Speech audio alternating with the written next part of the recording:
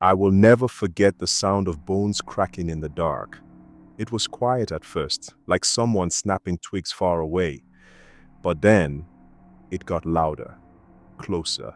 I couldn't see anything. The king's dining hall was always pitch black during his meals. No lanterns, no candles, nothing. King Olumide was a man no one dared to cross. He had been on the throne for 20 years, and everyone said he had made a deal with something unnatural. His skin was ashy, his eyes always bloodshot, and his teeth were sharp, too sharp, like they had been filed down. I was just a kitchen boy back then, barely 15. My job was simple: bring food to the king's table, bow low, and leave. But one night, everything changed. Chief Bayo, the king's closest advisor, had gone missing earlier that day.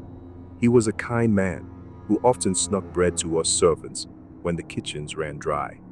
They said he had stolen gold from the royal treasury, but everyone in the palace knew it wasn't true. Chief Bayo loved the king, almost to a fault. The air was different that night, heavy. The guards whispered among themselves, and the older kitchen staff refused to make eye contact with anyone. By sunset, the king had ordered a feast, a grand one, plates piled with meat, bowls of dark, soupy stew, and jugs of something thick and red.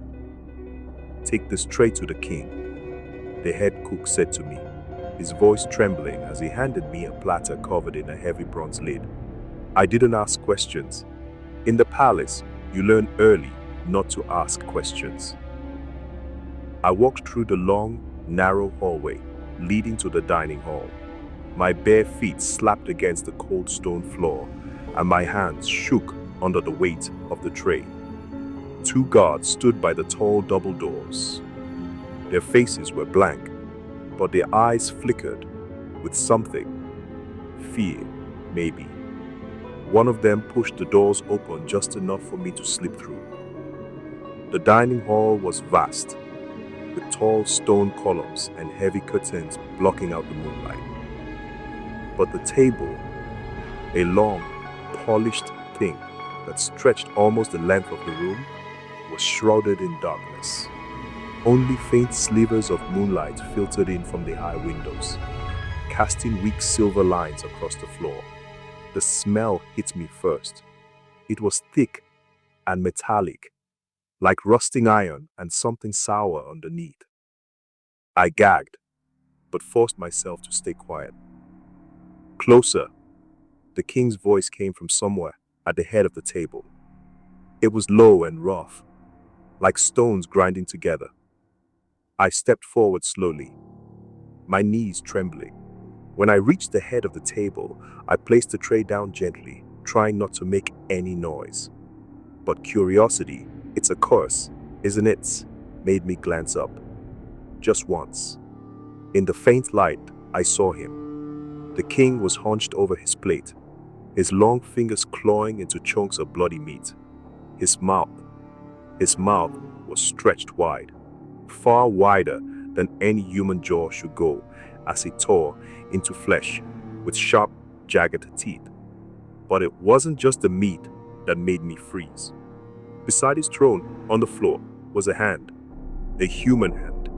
I felt bile rise in my throat, my knees locked. "You saw, didn't you?" the king said. His voice was calm, too calm. "No, my king," I stammered.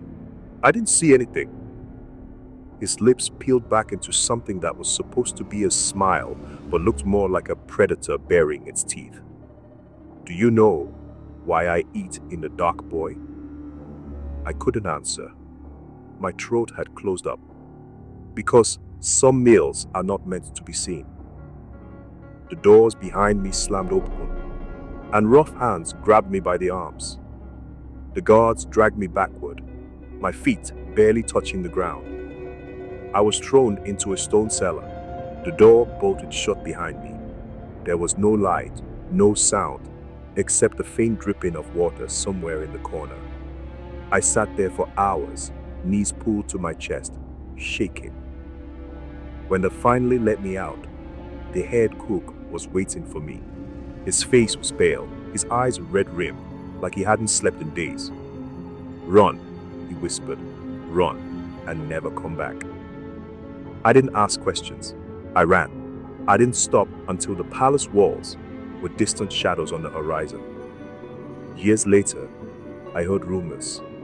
They said the palace had grown quieter, fewer servants, fewer advisors. People disappeared, and no one asked where they went. Some said the king had fallen ill, his body wasting away, even as he devoured feast after feast in the dark. Others said he was no longer a man, but something else, something that needed darkness to hide its true form. But I know the truth. I know what happens in that dining hall when the curtains are drawn and the candles are snuffed out. I know what the king eats when no one is watching. And every night, when I close my eyes, I hear it again. The sound of bones cracking in the dark.